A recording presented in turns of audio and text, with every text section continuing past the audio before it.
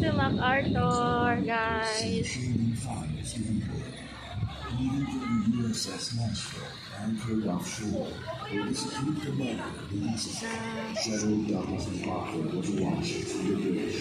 With full command and mouth, he also was the first assault race in scores of LSD's land on Americans.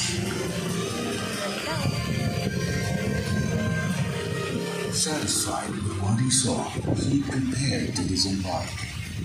Just before 2 in the afternoon, he changed into a fresh set of uniform, wore his sunglasses, and with a newly glued gray robe, he immediately headed for shore. He instantly arrived at the landing point, ready for the step on his so when he marched, it was President Samuel Osman, who was just as the